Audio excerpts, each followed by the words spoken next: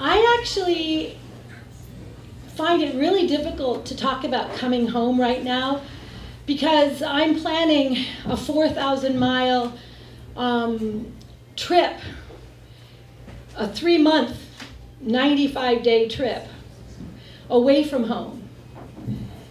And I love home.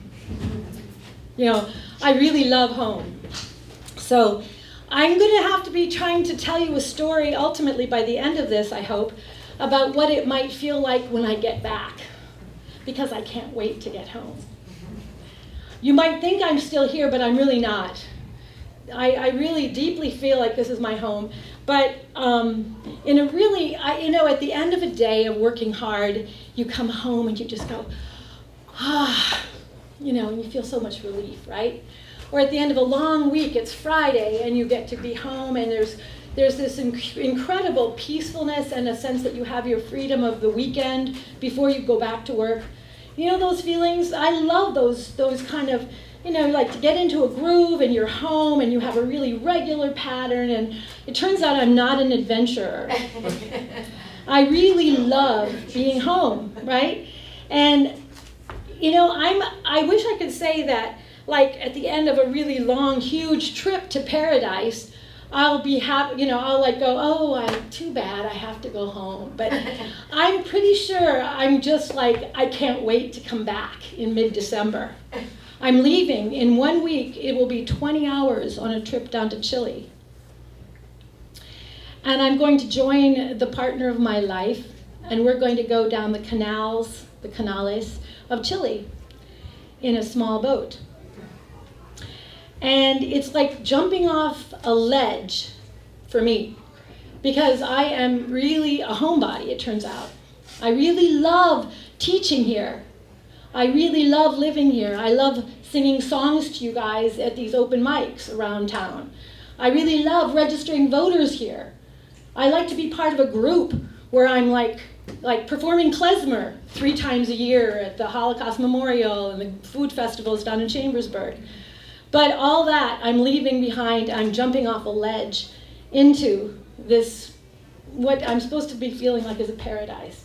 So I'm really feeling like this is about leaving home, at some level, really more than coming home. But I really can't wait till I come home. So, when I come home, I know that I'll find, like my son, of course, has just come home after 10 years of being gone. Do I want to leave? No. My other son, who just graduated from college, is going to come home too, but I won't be here.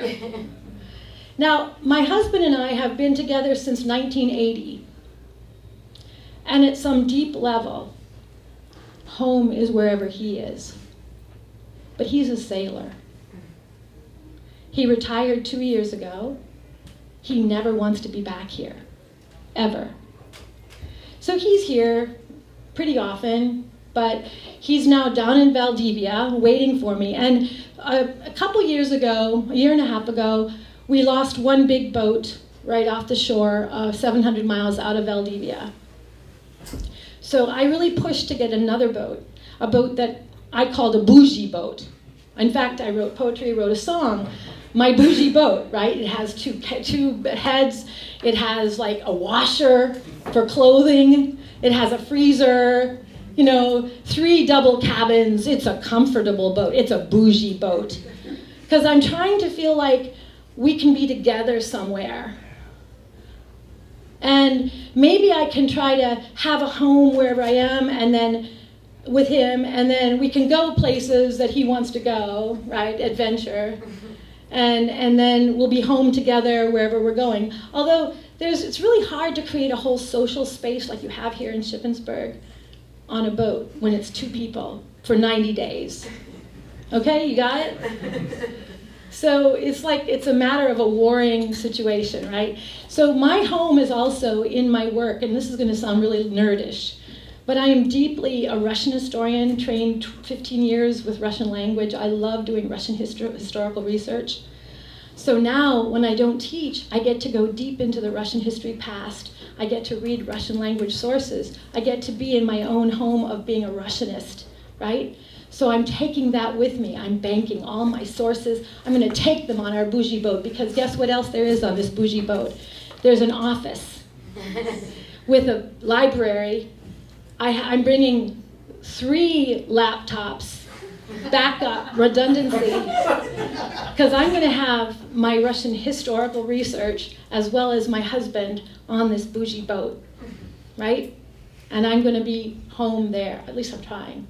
And we'll tell you how it feels to like be in that home and then leave that and then come here where I really feel like my music is. I'm taking instruments. What do you think? How many musical instruments should I take to have? Because my home is in music, right? I love playing music and singing songs and writing, you know, at the Thought Lot open mic. So anyway, you're my home by talking to you here now, right? So thank you very much for listening to me.